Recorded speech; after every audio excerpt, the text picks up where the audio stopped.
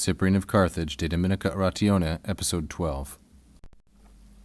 Et quando in unum cum fratribus convenimus et sacrificia divina cum Dei sacerdote celebramus, veracundiae et disciplinae memordres esse debemus, non passim ventilardere preces nostras inconditis vocibus, nec petitionem commendandam modeste Deo tumultuosa loquacitate iactardere, quia Deus non vocis sed cordis auditor est.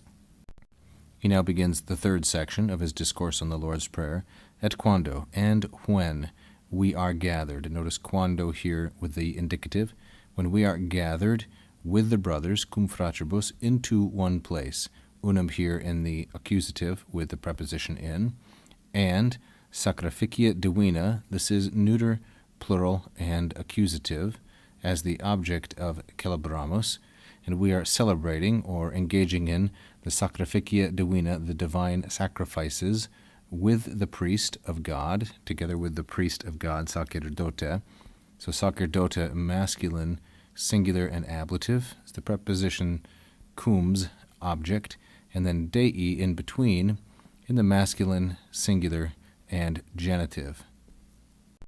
So under those circumstances, veracundiae, of reverence, et disciplinae, and self-control, we ought to be mindful. Memores esse debemus.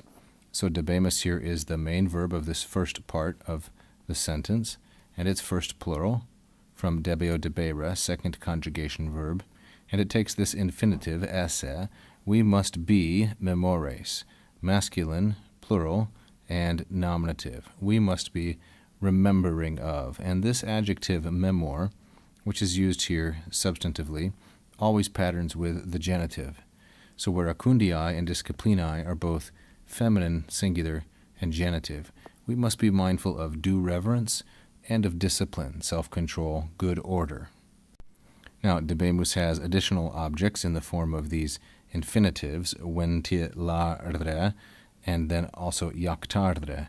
We ought not to, in a random or uncontrolled fashion, passim ventilare, blow out, to vent, or perhaps throw up into the air, to exhaust our prayers, preces nostras, which is feminine, plural, and accusative, as the object of the first conjugation verb ventilare.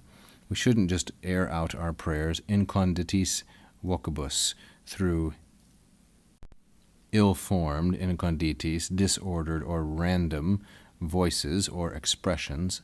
So these two are feminine, plural, and ablative, and it's an ablative of means. By means of disorderly sorts of words or sounds, nec, nor ought we to, still relying on debemus, the second infinitive now, iactare.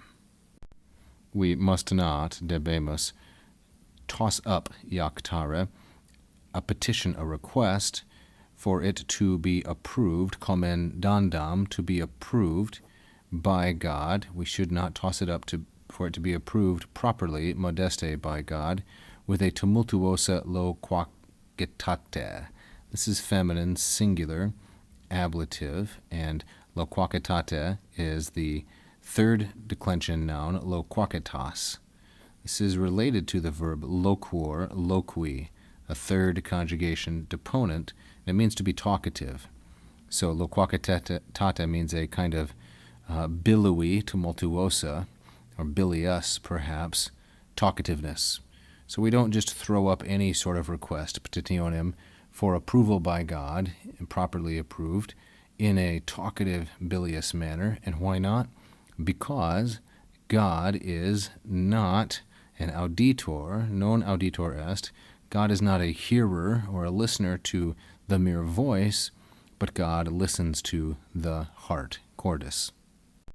And this is a particularly memorable and well-constructed phrase. God is non vocis, genitive, sed cordis, genitive, auditor, as the predicate of Deus, and then the verb placed last. God is not a heeder of the word, but of the heart.